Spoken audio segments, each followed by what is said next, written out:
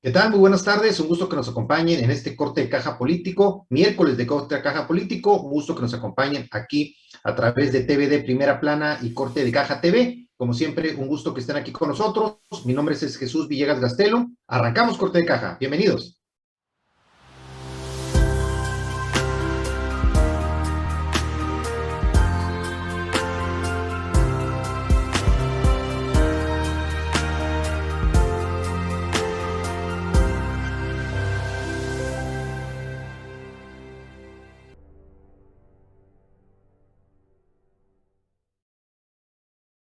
Bien, un gusto que nos acompañen en este miércoles, ombligo de semana, 23 de febrero ya de este 2022. Los temas de la agenda política, la agenda de gobierno a nivel nacional. Y como siempre, un gusto que nos acompañen aquí a través de Corte de Caja TV. Hoy tenemos en la agenda, tenemos temas de, primero, la acusación de intervencionismo de parte de Andrés Manuel López Obrador, el presidente acusa al número dos,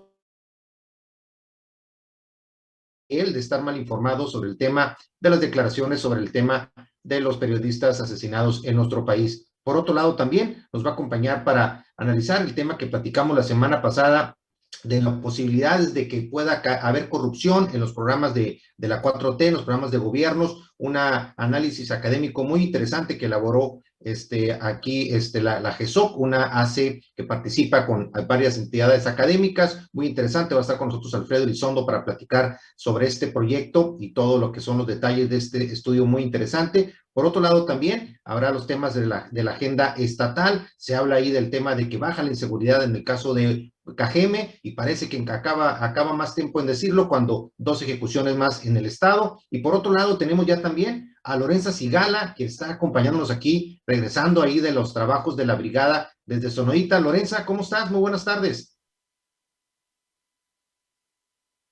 A ver ahí si puedes, el micrófono lo traes ahí apagado, si lo puedes ahí Ok, encender. ¿Cómo ahí estás, está, ahí Lorenza? está. ¿Me escuchas? ¿Me escuchas ya? Ahora sí, muy bien, Lorenza. ¿Cómo estás? Muy buenas Ay, tardes. pues muy buenas tardes, fíjate, vamos saliendo de campo, estamos por acá por los rumbos de Sonorita, fuimos a descartar algunos puntos que se dieron como posibles zonas de exterminio por acá por el rumbo de Sonoita. Ay, pues qué te digo, no se localizó absolutamente nada, hay que hacer exploraciones más amplias.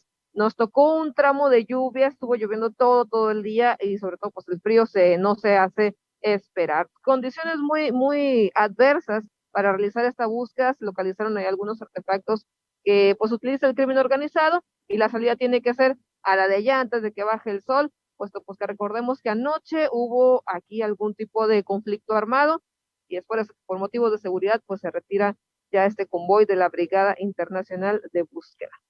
Claro, sí, interesante ahí las novedades que nos va a platicar Lorenza. Ha estado muy pendiente ahí del colectivo de búsqueda que están ahí participando en esta brigada internacional, Buscadoras por la Paz. Estuvo con nosotros hace unos días Cecilia, acompañando también a Lorenza. Lorenza estuvo en operativo por ahí en el Valle de Guaymas, así que muy interesante, ella muy involucrada con este colectivo que está haciendo una labor extraordinaria en nuestro estado y bueno, participando ahora con este evento, esta brigada internacional, sumamente importante el evento que está realizando. Pero Lorenza, bueno, en la agenda de temas para el día de hoy de gobierno, de política, pues tú que estás ahorita muy pegadita a la frontera, pues uno de los temas de la agenda es precisamente las declaraciones ahí del presidente Andrés Manuel López Obrador. Se molesta con el tema ahí de la forma como trata el asunto de las muertes de periodistas, el número dos de la política de Estados Unidos, y básicamente dice, pues está muy informado, está mal informado él, no está teniendo claro que no hay un tema de crímenes de Estado en nuestro país. Y la pregunta sería ahí, Lorenza, bajo tu visión, tú que estás ahí ahorita, pues muy pendiente del tema del sentimiento del gremio periodístico, ¿cómo ves estas declaraciones del presidente de cara a esta declaración de el número dos de los Estados Unidos? Fíjate que yo, más que las declaraciones, yo siento que los actos, ha habido omisión, lo puedo decir yo. En el sexenio pasado fui perseguida, fui molestada por algunos entes gubernamentales, vamos a poner algunos lugares de gobierno. Se expuso esta situación por parte de mi compañera Reina Aide, Reina Aide Ramírez, ella que casi siempre está ahí en las mañaneras. Afortunadamente, fíjate, me atendieron la situación de la Secretaría de Seguridad Ciudadana. En su momento se me habló, se me preguntó que si cómo estaba, que si qué había pasado. Expusimos la problemática, no pasó a mayores. Sin embargo, pues no ha sido la suerte de muchos de mis compañeros quienes han hecho pues denuncias. Ya vimos acá por Baja California que la chica está asesinada hace unas semanas, había expuesto la misma inquietud, el mismo acoso ante el mismo presidente, se pasó por alto, no se tomó en serio. Ahí están los resultados. Acabamos de ver otra chica asesinada por allá por el sur del país. Ha sido muy omiso la federación, tengo que decirlo, ni modo, soy periodista, me puede tocar. Han sido omisos en la protección de periodistas, en la protección de la libertad de expresión. Yo creo que se están enfocando en otro tipo de periodismo o en otros compañeros comunicadores en vez de atacar la problemática que tiene México con la libertad de expresión. En específico, pues con algunos reporteros que pueden estar cubriendo fuentes bastante severas como la de seguridad o bien la de política. Claro, sí, sin lugar a dudas, los números ahí están. No es un tema que empezó en ese sexenio, claramente, es un tema que tiene ya varios sexenios en diferentes partidos. Todos los partidos prácticamente que han gobernado han tenido pues esa falta de resultados en el tema de protección a los periodistas. Sigue siendo México, desafortunadamente, uno de los países más peligrosos para ejercer el periodismo a nivel mundial. Esta nueva administración está padeciendo lo mismo y por lo tanto, pues ese tipo de declaraciones de parte de los Estados Unidos, que si bien el presidente las ve como intervencionistas, pues de alguna otra forma, pues no hace más que poner el dedo en la llaga de un tema que desafortunadamente le duele a todo el gremio periodístico y que las estadísticas ahí están a la vista. Pero bueno, Lorenza, si te parece, vamos rapidito a una pausa. Ya está ahí conectado Alfredo Elizondo y trae un tema muy interesante ahí relacionado con el tema precisamente la vulnerabilidad de los programas sociales al tema de lo que sería la corrupción, los programas sociales de la 4T. Así que vamos a platicar rapidito, vamos a una pausa y regresamos aquí a Corte de Caja. Vamos a una pausa. Regresamos. Estamos cocinando nuevos contenidos. Sé parte de TVD Primera Plana, tu canal.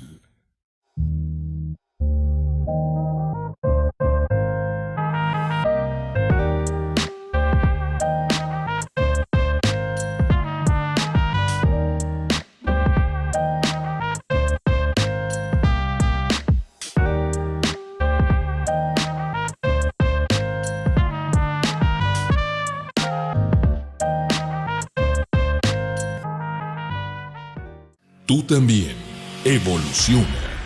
Quédate en TVD Primera Plana, tu canal. Estamos de vuelta en Corte de Caja. Entonces, pues están terminando Bien, por y reconstruir. regresamos aquí a Corte de Caja. Un gusto que nos acompañen en este miércoles de Corte de Caja. Y ya está con nosotros ahí conectado ya en este programa Corte de Caja, Alfredo Elizondo. Él es el coordinador, el director de el GESOP. Es una asociación civil ahí basada aquí en nuestro país, en la Ciudad de México, y que participa en muchas iniciativas interesantes. Y una de ellas está relacionada con un estudio precisamente que comentábamos el programa Corte de Caja político pasado, en el sentido de la vulnerabilidad de los programas sociales de este gobierno federal, de la 4T, que de alguna u otra forma serían vulnerables a la corrupción, de acuerdo al manejo y a varios detalles de lo que sería su operación, como se está dando en esos programas. Alfredo, pues antes que nada, mucho gusto por que estés aquí en Corte de Caja. ¿Cómo estás? Hola Jesús, muchas gracias por la invitación, afortunadamente muy bien. Y pues bueno, un gusto poder estar en este espacio para platicar de este tema. Gracias, sí, me acompaña la periodista Lorenza Sigala, que viene ahorita desde Sonoita, ahí participando muy de cerca con ahí un evento importante de las brigadas, de los colectivos de Buscadoras por la Paz. Y bien, Alfredo, platícanos un poquito, como contexto, algunas de las actividades que realiza la GESOC, que tú encabezas y que participa en esas iniciativas tan interesantes, en este caso del estudio que mencionamos, vinculado con el TEC de Monterrey y varios académicos del Tecnológico de Monterrey. Platícanos un poquito del contexto de lo que hace la GESOC. Claro, pues nosotros somos un centro de análisis e investigación fundado desde el año 2006, con sede en la Ciudad de México, que hemos enfocado, digamos, buena parte de nuestra labor institucional a el análisis de las políticas públicas en términos sobre todo de su orientación a resultados, de buscar garantizar los derechos sociales de forma efectiva, y en particular nos hemos especializado en el análisis de la política de desarrollo social, es decir, los programas sociales, tanto de la federación como de los gobiernos locales en el país, y a partir de eso hemos generado un par de índices, que uno de ellos, el índice de desempeño en los programas públicos federales, desde 2009 mide el desempeño de los programas de desarrollo social de la federación de forma anual para generar recomendaciones, sobre todo orientadas a el momento de aprobación presupuestaria en la Cámara de Diputados Federal. Y por otra parte también hemos generado un índice que mide la calidad de la política de desarrollo social en las 32 entidades federativas, el índice estatal de capacidades para el desarrollo social, que publicamos desde el año 2016. Y recientemente, digamos, además de estas dos agendas de investigación en términos de desempeño y la calidad de la conformación de las políticas sociales locales, nos hemos interesado justamente por pues aquellos factores que hacen vulnerables a los programas en términos de que abren rendijas para posibles actos de corrupción. En ese sentido, GESOC participa en el marco del cuarto Plan de Acción Nacional de Gobierno Abierto, compromisos, de hecho son 13, que están relacionados, digamos, con áreas de política pública que se determinaron como pues aquellas que pueden ser socialmente más relevantes, y una de ellas tiene que ver justamente con el combate a la corrupción en los programas de desarrollo social, en particular en poder garantizar pues un gasto abierto y responsable con respecto a estos programas.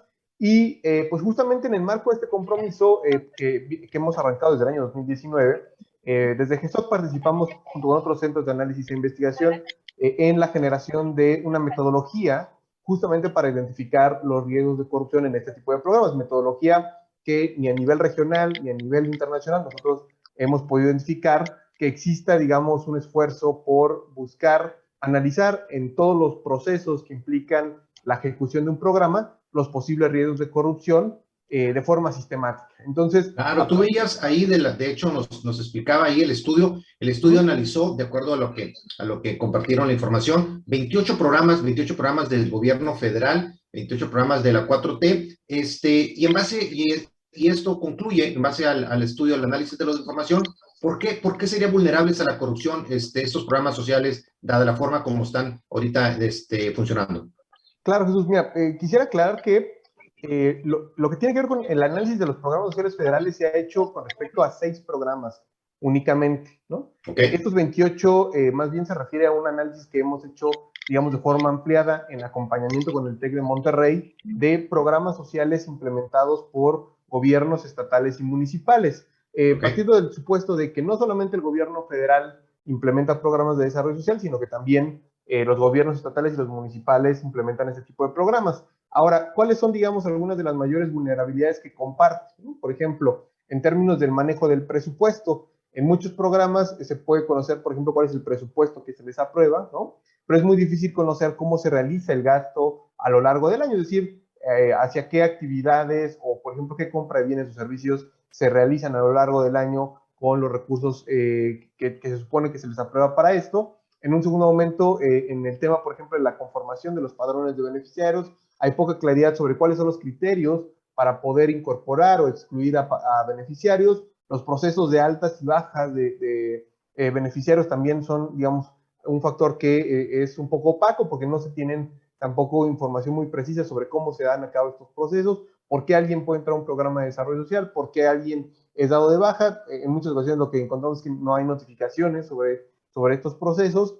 También lo que tiene que ver con los temas de compras públicas, por ejemplo, cuando estos programas quieren entregar determinados, sobre todo bienes directos a la población, y bueno, estos bienes se tienen que adquirir en el mercado, pero resulta que por temas de la pandemia, sobre todo, varios gobiernos, tanto el federal como locales, lo que han preferido es utilizar ciertas excepciones, tomando en consideración las condiciones de la pandemia para hacer adjudicaciones directas de este tipo de compras. Siempre, en este caso, pues hemos estado verificando que estas adjudicaciones pues no estén, digamos, dentro del marco de los conflictos de intereses, ¿no? Que pueda haber alguna relación entre las empresas que les venden estos bienes y servicios con funcionarios públicos. La verdad es que es una situación que resulta bastante endeble porque en muchas ocasiones sí hemos logrado identificar este tipo de vinculación.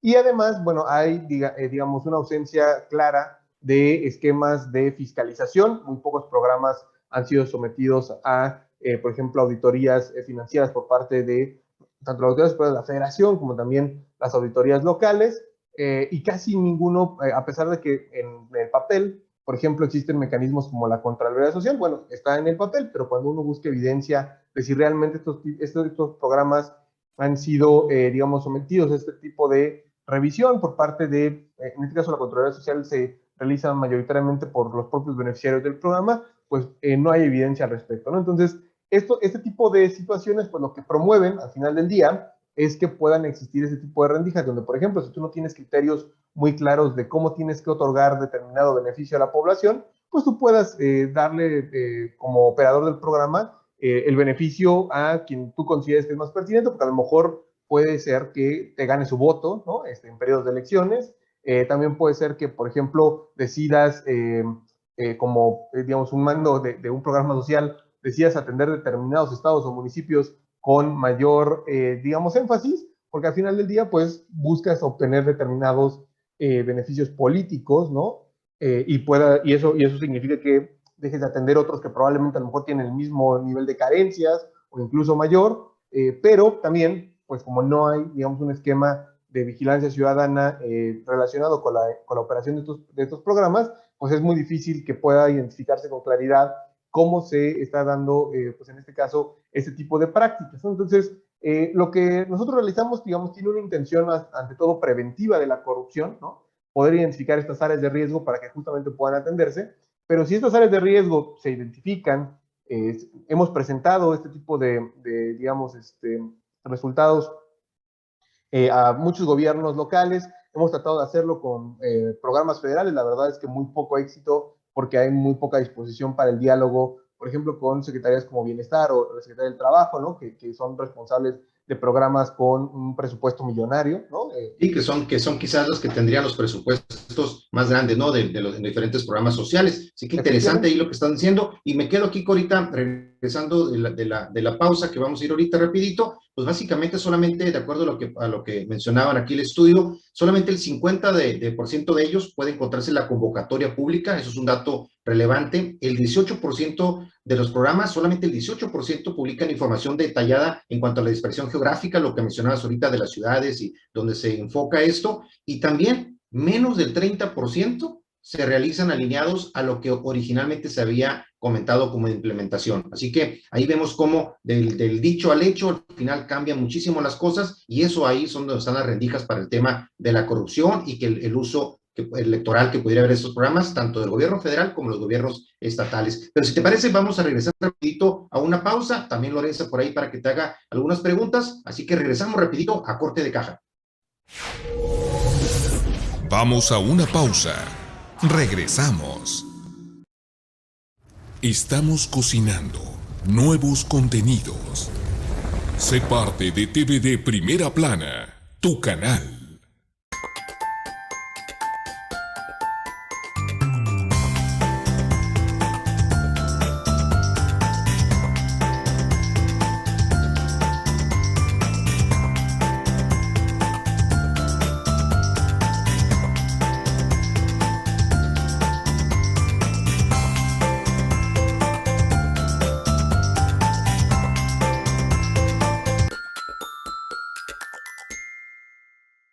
Tú también evoluciona.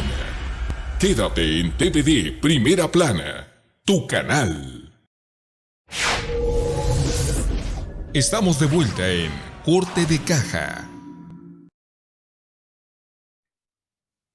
Y bien, regresamos aquí a corte de caja, fue rapidito el corte como comentamos. Lorenza, adelante, por ahí tenías una pregunta para comentarla con Alfredo de cara a este estudio tan interesante sobre la vulnerabilidad de los programas sociales. Adelante.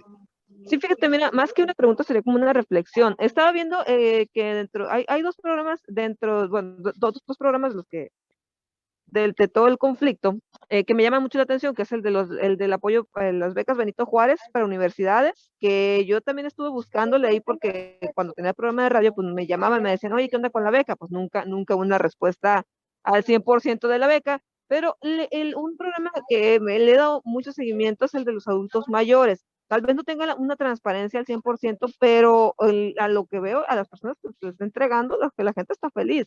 Entonces, no sé hasta dónde sea bueno, hasta dónde sea malo, hasta dónde sea una estrategia. Alfredo, ¿qué opinión te merece?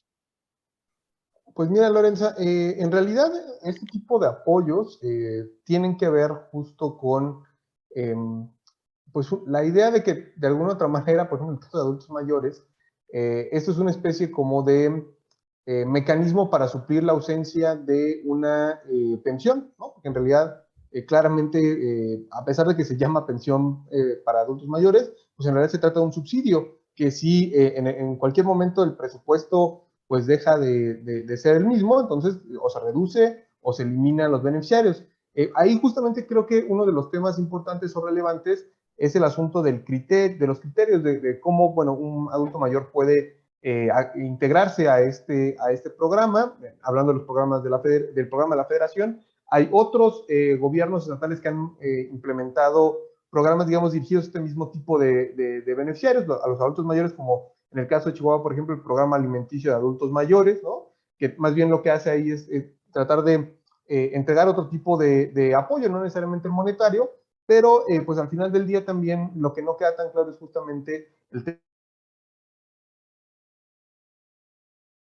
sobre todo en temas territoriales, ¿no? La verdad es que los padrones, cuando uno los observa, en muchas ocasiones no están actualizados, en otras ocasiones, por ejemplo, si uno va a determinadas páginas donde puede encontrar información, pues resulta que la información no es la misma, ¿no? Que se supone que se trataría del mismo padrón, ¿no? Y en tercer lugar también, pues existe este tema de duplicidades, ¿no? De por qué determinados adultos mayores quizás reciben beneficios de varios programas y hay muchos otros que no necesariamente pues alcanzan en este caso este tipo de apoyos. Entonces, ahí hay, digamos, dos temas importantes. Uno que tiene que ver con la ineficiencia administrativa de parte de las autoridades encargadas de estos programas para poder hacer llegar de forma efectiva pues estos beneficios a la población de adultos mayores. Y la segunda que tiene que ver con, bueno, a quién busco beneficiar, como decía hace un rato, para poder obtener, digamos, beneficios fuera digamos, de lo que se prevé como el beneficio o la utilidad social del programa. A lo que me Hay, refiero, sí, perdón. no, bueno, un comentario rápido. Es que hay algo muy, muy interesante con este apoyo, porque no sé qué tanto le pueda beneficiar, por ejemplo, en algún momento, en determinado momento, en algunas nuevas elecciones. Digo, al partido que está ahorita dominando o que tiene el control del país, vamos a decirlo así. Entonces, este apoyo viene a suplir aparte una carencia, no sé cómo explicarlo, de muchísimo tiempo, no sé, o sea, cuántas personas realmente le dan un aporte a su adulto mayor. ¿Cuántos adultos mayores reciben un sueldo, una pensión por parte de sus hijos? Este apoyo yo creo que viene también a suplir, como te comento, a suplir una carencia tal vez hasta emocional para estas personas. Y eso yo creo que tiene muy contentos a muchas personas, pero a pesar de lo que tú comentas, pues que no hay una transparencia al 100%. Claro, sí, el tema ahí de la transparencia tan importante ahí que menciona Lorenza y que precisamente eso nos lleva a varios de los indicadores ahí de los puntos finos que señala este estudio. Aquí, por ejemplo, señalan que que ninguno de los programas analizados cuenta con un comité de vigilancia ciudadana, por ejemplo. Eso es algo sumamente, que no habla precisamente de un tema de transparencia. Por otro lado, 79% de ellos comentan tener un mecanismo de quejas y denuncias. Sin embargo, de ese 79%, solamente el 18%, o sea, ni siquiera el 20%, realmente tienen elementos que permiten verificar su funcionamiento. Algo que habla prácticamente, que pudiera hablar de, pues simplemente de simulación en el tema de este mecanismo de quejas y denuncias. Y también en el tema de fiscalización, o sea, básicamente de cómo se están administrando o entregando estos recursos, solamente 4 cuentan con auditorías financieras. Y otro aspecto que yo considero importante, Alfredo, es el tema que comentan ahí, el estudio que ustedes elaboraron, que solamente el 25% de los programas analizados están sujetos a una evaluación diseñada en términos de referencia con el CONEVAL, que es básicamente el referente, que es el Consejo Nacional de Evaluación de la Política de Desarrollo Social, y eso pues llama poderosamente la atención, siendo programas que debieran estar completamente alineados a este tipo de términos de referencia, ¿no? Sí, digamos, aquí son problemas que hemos identificado y que de alguna otra manera corresponde a diferentes dependencias o entes a atenderlos. En el caso de las auditorías, pues son justamente los órganos auditores de cada entidad federativa. Desafortunadamente no prestan, en este caso, mucha atención a este tipo de programas y la mayoría pues no son auditados. De hecho, por ejemplo, 3 de los programas que se analizaron tienen que ver con un programa, bueno, es una estrategia del Estado de México que se denomina Salario Rosa, donde a pesar de que fueron auditados estos 3 programas, pues lo que hemos visto es que las recomendaciones de las auditorías no fueron atendidas, ¿no? Entonces también es un tema de que realizas estas auditorías, pero los programas no las atienden, y de alguna otra manera lo que nos da como conclusión este ejercicio es que en muchos sentidos estos riesgos existen, persisten y seguramente van a seguir continuando por la ausencia de coordinación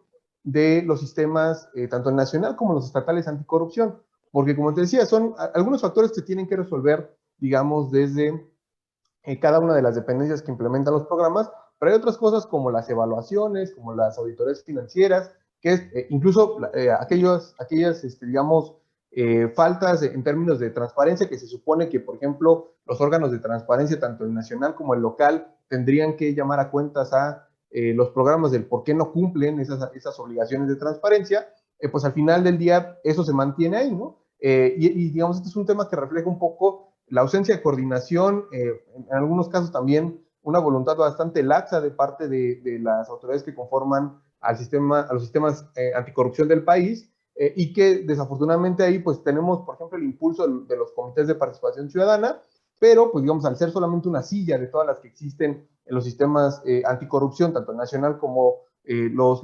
estatales, pues la verdad es que sigue faltando digamos, un empuje suficiente como para que esto motive que se tomen cartas en el asunto, y que motiven también acciones coordinadas de parte de esas instituciones, bajo el supuesto de que el sistema nacional y los sistemas estatales se construyeron de esta forma, justamente para que pues, hubiera esta especie de coordinación, este mecanismo de conocer entre todas las instituciones que conforman estos espacios, pues de qué manera tienen que actuar de manera conjunta para atender cada uno de estos espacios que pueden ser susceptibles de corrupción, y desafortunadamente pues vemos digamos, muy poca disposición, ¿no? Hasta ahora para poder actuar en cumplimiento de lo que se supone que para lo que están pues diseñados estas instituciones.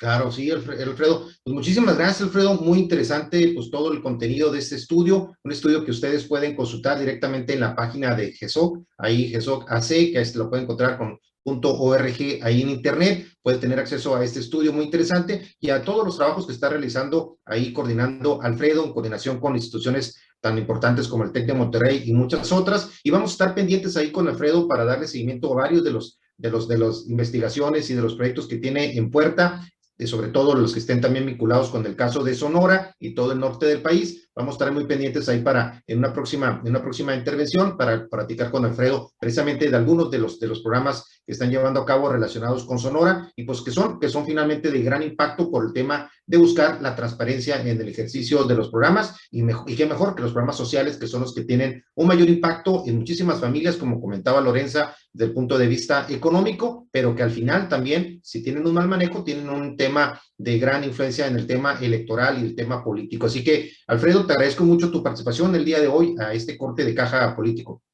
Gracias, Jesús. Y solamente a manera de comercial y para cerrar, diseñamos una herramienta que denominamos herramienta de identificación de riesgos de corrupción, que digamos que es la base mediante la cual hacemos este análisis. Esta herramienta es una herramienta abierta que puede utilizar, digamos, básicamente quien quiera. De hecho, viene ahí también la parte de metodología, cómo ir haciendo estos análisis. Les dejo por ahí la dirección para que la pudieran después compartir, porque justamente lo que buscamos es que, digamos, estos análisis salgan de, por así decirlo, los usuarios tradicionales, que son investigadores, académicos, organizaciones. Nos daría mucho gusto que, por ejemplo, desde el periodismo se pudiera utilizar este tipo de herramientas, porque al final del día les podría dar, en este caso, pues una metodología específica para poder identificar este tipo de situaciones, poder comunicarlas, ¿no? Y que en ese sentido, pues, haya una mayor difusión sobre todos estos riesgos que están presentes en el gasto social del país. Excelente, sí, Alfredo, te vamos a cargar y que nos la compartas para difundirlas a través del portal cortecaja.com y a través de las redes sociales de Corte de Caja. Muchísimas gracias, Alfredo, para darle seguimiento a este tema. Y bueno, vamos rapidito a una pausa y regresamos con Lorenza con los otros temas de la agenda de gobierno y de política. Gracias, Alfredo. Pendientes. Gracias. Vamos a una pausa. Regresamos. El que busca, encuentra. Tú ya no busques más. Estás en TVD Primera Plana, tu canal. ¿Buscas una imprenta rápida con la mejor calidad al mejor precio? PP Digital es la solución. Tabloides, invitaciones, volantes, libros y mucho más. Búscanos en Heriberto Aja número 17, entre Zacatecas y San Luis Potosí.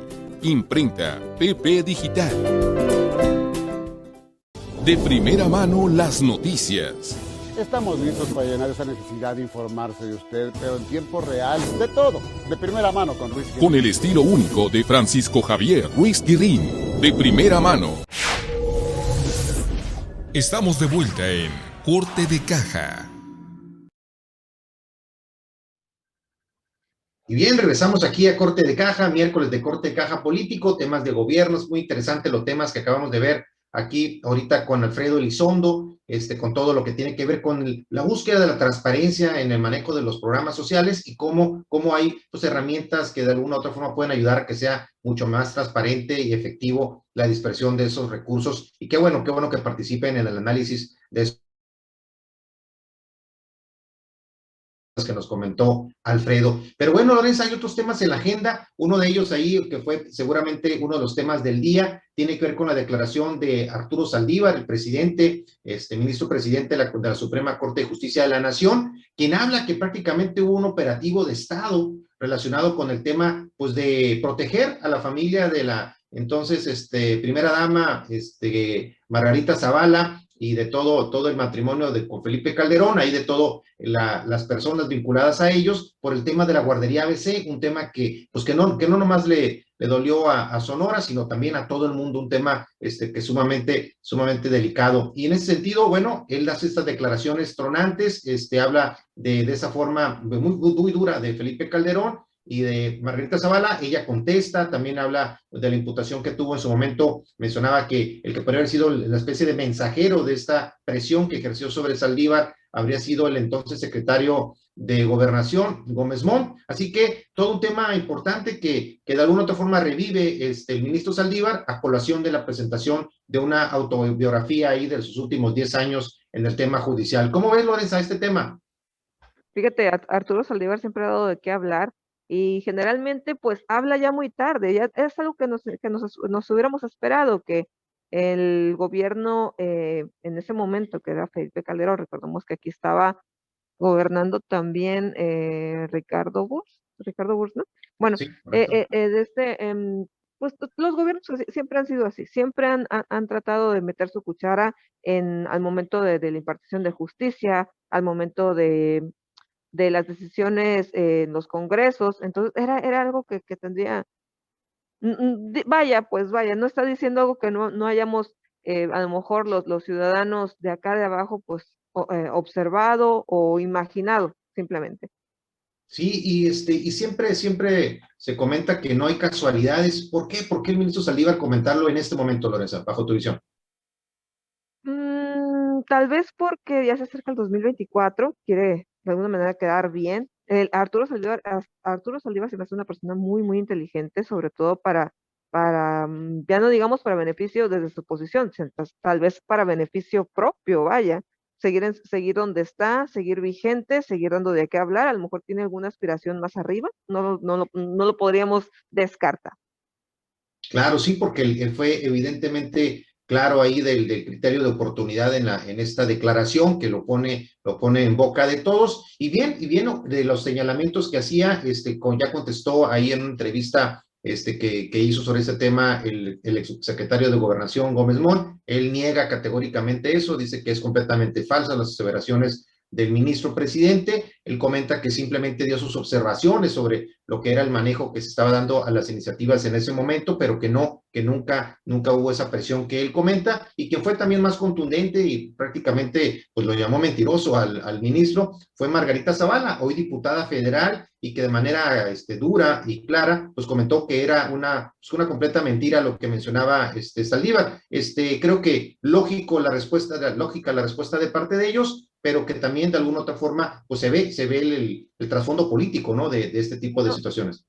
Mira, ya, de verdad, si yo hubiera sido estas personas involucradas, bueno, en el caso de la señora Margarita, en el caso del señor Gómez Mon, perdón, del señor que estuvo en gobernación, la verdad yo me quedaría callada. ¿Por qué? Porque la historia nos ha contado otra versión de los hechos. Porque si alguien tendría que haber pagado por la muerte el asesinato, vamos a decir así, el asesinato de estos niños, eran a lo mejor los que estaban encargados directamente de la guardería, quienes fueron omisos, quienes iniciaron el fuego, y a quienes hemos visto pagar son a las maestras, son gente que a lo mejor vaya, no tenían vela en ese entierro, como se dice popularmente.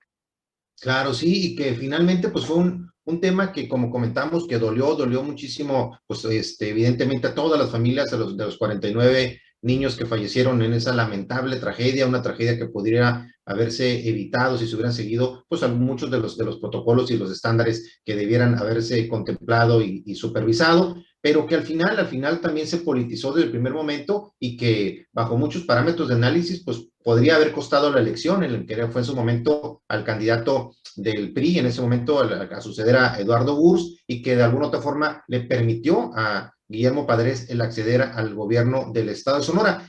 Un trasfondo claramente político, y que muchos de los involucrados en su momento, pues sí, gente muy cercana al gobierno de Felipe Calderón, al final, como tú comentas, pues tuvieron esa de una u otra forma acompañamiento en los procesos, que finalmente hicieron que muchos de ellos que se veía que bajo la óptica de varios expertos en materia judicial debieran tener responsabilidad, y al final quedaron completamente absueltos, ¿no?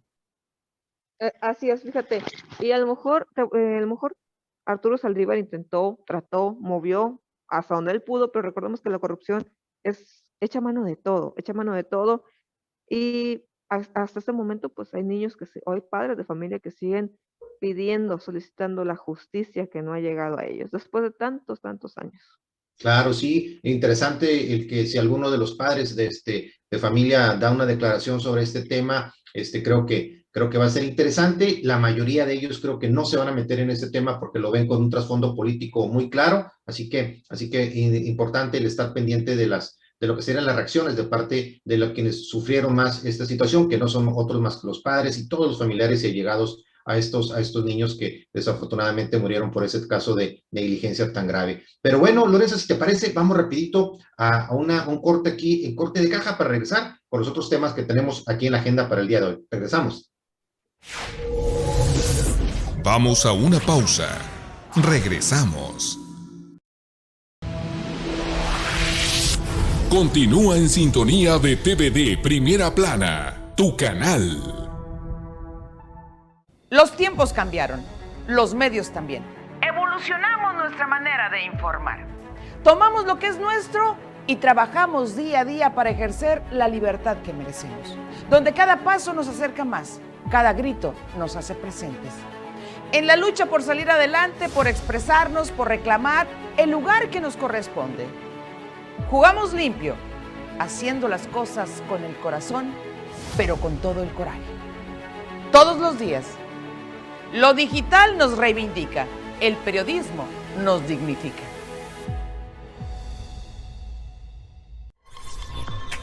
Estás viendo TVD Primera Plana, tu canal.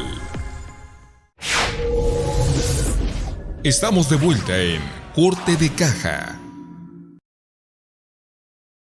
Ahí está. Bien, y regresamos aquí a Corte de Caja, en este miércoles de Corte de Caja político, temas de política de gobierno, y está con nosotros Lorenza Sigala, que viene, como comentábamos al inicio del programa, desde Sonoita, está haciendo ahorita ahí una parada técnica ahí también, y estamos viendo ahorita algunas imágenes ahí, Lorenza, de un equipo forense. Así es, mira, Jesús, lo que pasa es que Durante esta brigada internacional de búsqueda, pues está coordinado con la Fiscalía General de Justicia, la Policía Estatal, la Policía Municipal, la Agencia Ministerial de Investigación Criminal y el Laboratorio de Inteligencia Científica Forense, el cual pues está tomando las pruebas de ADN a todos los familiares de desaparecidos. Recordemos que es muy necesario, Jesús, es muy necesario que si alguien tiene una persona desaparecida, pues se haga la prueba de ADN, se haga la prueba de ADN sí o sí. Antes de eso, pues poner la denuncia, obviamente, por la desaparición de su familiar y de inmediato hacerse la prueba de ADN para si son pedazos, son manzanas, que Dios quiera, pues que los encuentren con vida, pero en caso Claro. de que se encuentre un cuerpo y haga más, pues sean entregados los restos a los familiares de manera rápida y pues lo más dignamente posible, ¿no? Por parte de las autoridades. Claro, y ahorita que antes de que nos des los detalles de lo que son los avances ahorita de la brigada, hablábamos ahorita ahí en los titulares del programa, para el programa del día de hoy, que bueno, dio a conocer la Secretaría de Seguridad Pública algunas estadísticas, algunos datos nuevos sobre el tema de los índices delictivos, y en estos números, bueno, ahí se quisieron analizar ahí como una parte positiva, algunas disminuciones ahí que algunos consideran pues muy pequeñas y otros las consideran importantes. El propio alcalde del caso específico de Cajeme hablaba de ahí de una disminución, estas cifras que el alcalde consideraba como que de alguna otra forma quizás podría ser una señal de que estaba habiendo por ahí un avance en los resultados de la estrategia, pero más tardó en dar estas declaraciones y nuevos asesinatos en Cajeme precisamente, que sigue de alguna otra forma sin ser percibido como un tema de mayor seguridad en la zona por los pobladores, ¿no? Independientemente de las estadísticas nacionales.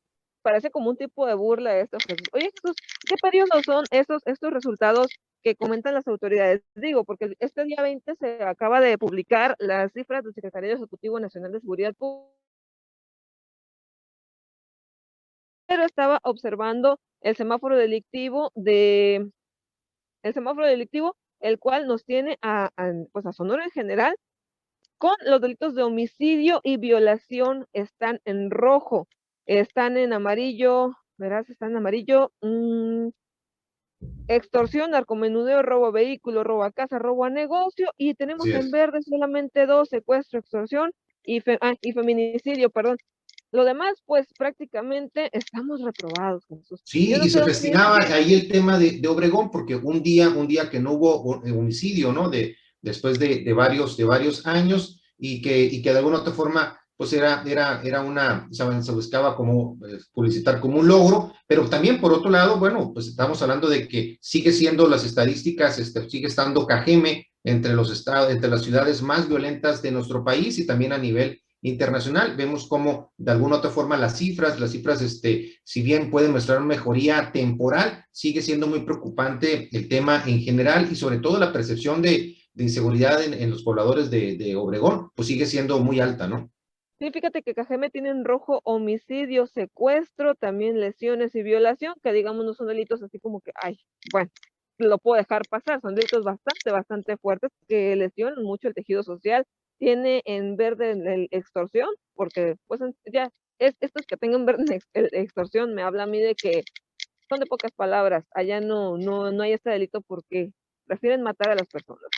Sí, desafortunadamente. En amarillo, sí. Narcomenudeo y robo vehículo, también en amarillo, violencia familiar, pues la violación está presente entonces se puede decir que en todos los municipios de Sonora, y nos deja en un fabuloso rojo el delito de violación. Esas cifras son por cada violación, por cada 100,000, es una violación por cada 100,000 habitantes, algo así. Están las cifras en el semáforo delictivo. Tengo que checar el Secretario Ejecutivo Nacional de Seguridad Pública para checar cómo estamos ahora en el mes de, no, mentiras, enero se publicó, ¿no? Sí es enero nada más, porque estamos en febrero, se publicó un mes atrasado.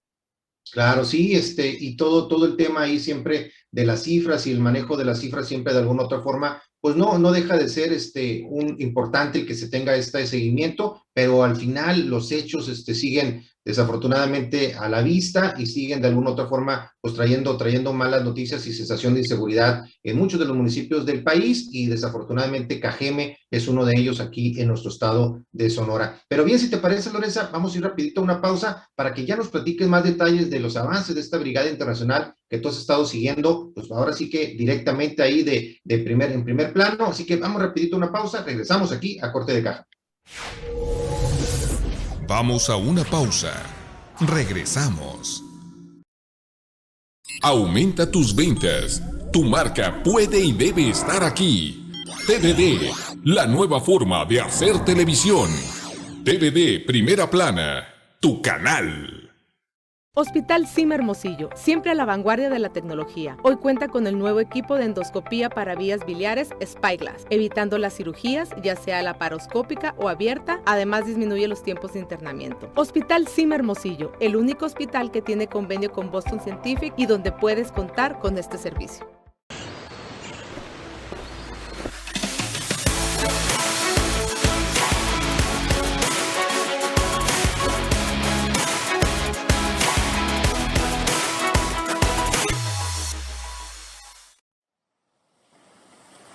Date un respiro. TVD Primera Plana, tu canal. Estamos de vuelta en Corte de Caja. Con un chorro de Bien, hielo. regresamos aquí a Corte de Caja. Un gusto que nos estén acompañando en este miércoles de Corte de Caja político, Corte de Caja con temas de política, gobierno. Y estamos ahorita analizando con Lorenza todo el tema que tiene que ver con esta brigada internacional, un evento inédito que se está llevando a cabo, que el colectivo de Buscadoras por la Paz forman una parte importantísima de esta brigada. Platícanos un poco, Lorenza. Nos sabemos la última vez que platicamos, pues tenías ya ahí un programa que iban a seguir durante varios días, se iban a arrancar en Nogales, iban a estar en diferentes ciudades, eso te están regresando de Sonoita. Platícanos un poquito de este avance ahí, que estamos viendo algunas imágenes ahí del equipo que está ahorita ahí laborando en esta brigada. Platícanos, Lorenza, ¿cómo les ha ido? Fíjate que esto inició el viernes pasado. Sí, el viernes pasado llegamos a Nogales con un frío tremendísimo. La brigada, ese día creo que descansamos. No, mentiras, sí fuimos a campo, pero no logramos encontrar nada. Fue primero ahí en La Mesa, un lugar totalmente hostil, voy a decir, para quienes no somos afectos a caminar grandes distancias o subir cerros. Muy difícil el terreno del acceso, sin embargo, pues más de 80 personas se dieron a la tarea de peinar esa zona de La Mesa. No se localizó ningún tipo de pues de resto humano. Al día siguiente se acudió ay, no recuerdo bien el nombre de ese lugar, pero se encontraron dos osamentas, una en una fosa y otra expuesta, al parecer varones. Uno de ellos, la característica que tenía es que era muy alto y traía un reloj de la marca Casio, entonces los clásicos Casio negros, ¿no?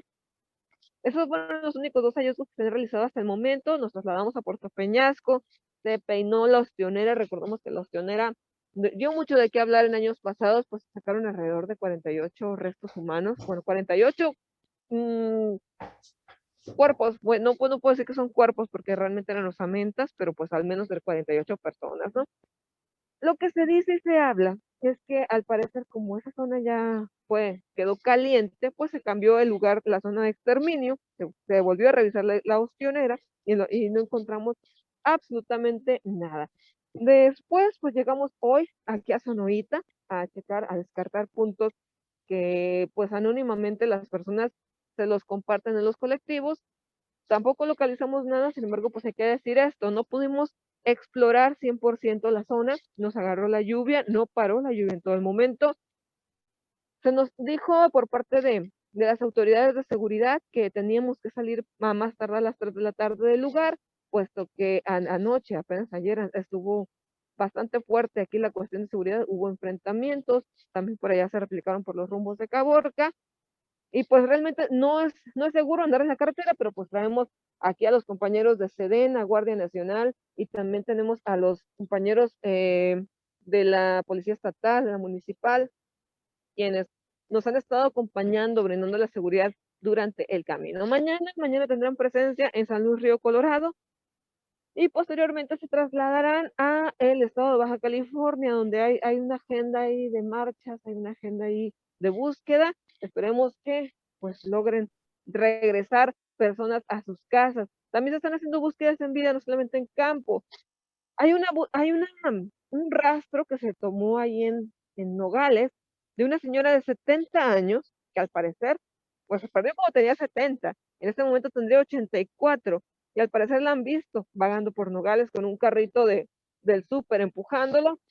No pudimos localizarla, sin embargo, pues esto fue uno de los rastros más importantes, aparte de otra persona, y una señora que está buscando a su hijo, a quien salió en un video como indigente por allá por los rumbos de Tijuana. Ok. Interesante esto, Lorenza, ahí los avances de esta brigada, esta brigada inédita que se está llevando a cabo. Lo platicábamos con Cecilia de Gustadoras por la Paz hace unos días. ¿Y cuántas personas están participando aproximadamente, Lorenza? Es un contingente de más de 100 personas, ¿eh? De más de 100 personas de 4 países del mundo, al menos 4 países del mundo y de toda la República Mexicana. Hay aquí desde michoacanos hasta chilangos, la gente del DF, de Ciudad de México, viene de todos los rincones, ¿eh? Específicamente vienen un par de muchachos de una compañía, creo que es de seguros, de seguridad. Ellos tenían unos compañeros que viajaron al altar y ahí perdieron la señal de ellos. Estaban platicando con ellos, de repente ya no contestaron, desaparecieron en el gran desierto de altar, venían a realizar trabajos a Sonora, y pues la compañía manda a 2 de sus compañeros, valga la redundancia, a buscarlos. Ya tienen ya varias semanas, te puedo hablar de que desde el año pasado están viniendo periódicamente a las búsquedas a Sonora buscando a sus 2 amigos. Y lamentable ese tipo de historias, ¿no? Que nos retratan ahí la crudeza, ¿no? Del tema de la inseguridad en nuestro país. ¿Y cuántos días más se va a prolongar las labores de esta brigada? ¿Hasta qué día concluirían las labores de esta brigada internacional? Aquí en Sonora creo que hasta el domingo, y ya después se trasladan a Baja California, donde terminan los primeros días de marzo. Ponle tú que toda la semana que entra todavía van a estar trabajando. De los trabajos de esta brigada, importante también, ahorita hablabas tú del acompañamiento que han tenido de las autoridades federales y las autoridades estatales. Por esa parte, creo que importante el apoyo que se ha tenido, Lorenza. Fíjate, han sido muy empáticos, solidarios. No hemos recibido quejas de alguno, de que por aquí no, de que vénganse por acá, que acá no. Ellos acompañan, incluso pues también ayudan en las labores.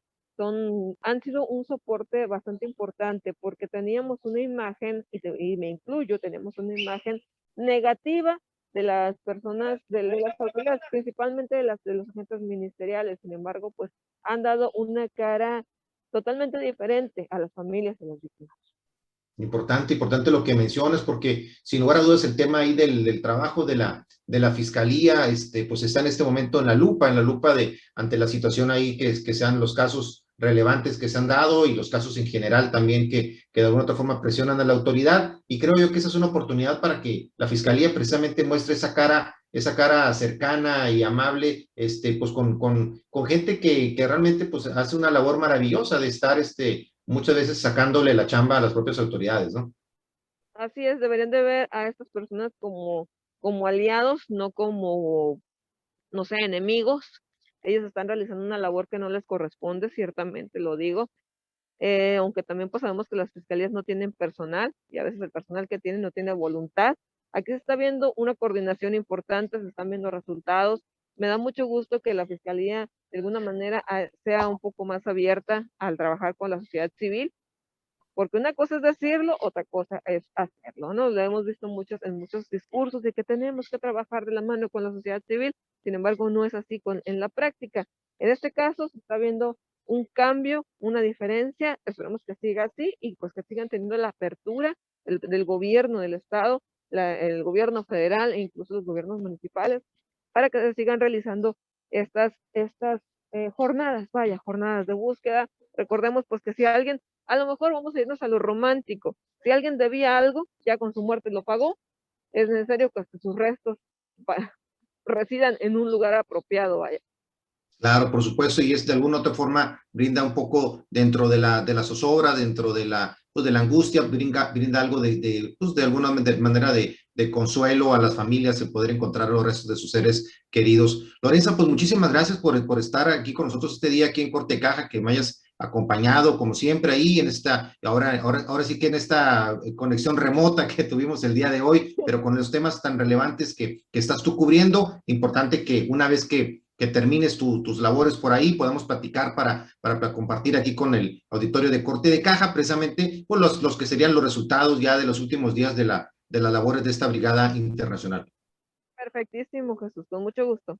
Claro que sí, muchísimas gracias también a todos ustedes que nos acompañaron, a Lorenza, su servidor, en este Corte de Caja político, en este miércoles. Invitarlos el día de mañana a Corte de Caja Negocios, con temas de negocios, de empresas, de finanzas, que seguramente serán de su interés. Así que, como siempre, desearles lo mejor para ustedes y su familia, y como siempre, desearles mucho éxito y adelante. Muchas gracias.